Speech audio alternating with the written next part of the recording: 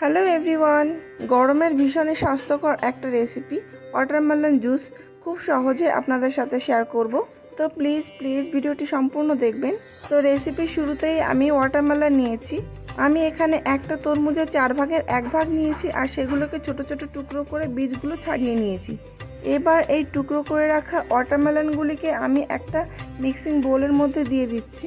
এখন কিন্তু তরমুজ অ্যাভেলেবেল সব জায়গাতেই, তো অবশ্যই আমার এই রেসিপি ফলো করে একটু বাড়িতে ট্রাই করবেন। এই গরমের সময় তরমুজের জুস কিন্তু স্বাস্থ্যের পক্ষে খুবই ভালো। তো দেখুন, আমি মিক্সিং বোলের মধ্যে স্বাদমতো চিনি দিয়ে দিলাম। এখানে আপনাদের তরমুজের মিষ্টিটা বুঝে নিজেদের স্বাদমতো নিজেরা দিয়ে দেবেন। আর এখানে হাফ চামচ বিট নুন দিয়েছি আর একটা লেবুর অর্ধেক লেবু নিয়েছি, সেটাকে ভালো করে চেপে দিলাম। তারপর আমি দেখুন জুসটাকে তৈরি করে নিয়েছি। এবার এই জুসটাকে আমি ছাঁকনি দিয়ে ভালোভাবে ছেঁকে দেব, তাহলে কিন্তু জুসটা আরও বেশি ভালো হবে খেতে। তা না হলে এই তরমুজের যে ফাইবারগুলো থাকে সেগুলো মুখে পড়লে একটু অস্বস্তি হয়, যার জন্য আমি ভালোভাবে সেঁকে দিলাম। তো সেঁকে নেওয়া হয়ে গেল, বেশ অনেকটাই কিন্তু জুস বেরিয়েছে।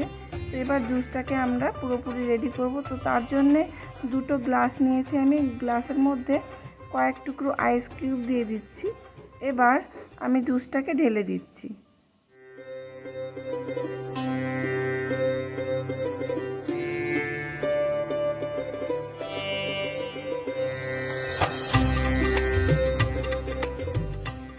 এবার আমি উপর থেকে একটু চাট মশলা দিচ্ছি। এটার জন্য কিন্তু খেতে জুসটা আরও বেশি টেস্টি হয়। তো জুস কিন্তু খুবই সিম্পলভাবে তৈরি করলাম আমি। এবার সম্পূর্ণভাবে সার্ভ করবার জন্য রেডি। তো আমি 2টো স্ট্র দিলাম আর 2টো লেবুর স্লাইস দিয়ে আমি ডেকোরেট করলাম। তবে আজকের এই সিম্পল জুসের রেসিপি এই পর্যন্তই। ভালো লাগলে একটা লাইক করবেন আর বন্ধুদের সাথে শেয়ার করবেন। অবশ্যই আমাকে জানাবেন ভিডিওটি আপনাদের কেমন লাগলো আর সাবস্ক্রাইব করে আমার চ্যানেলের পাশে থাকবেন।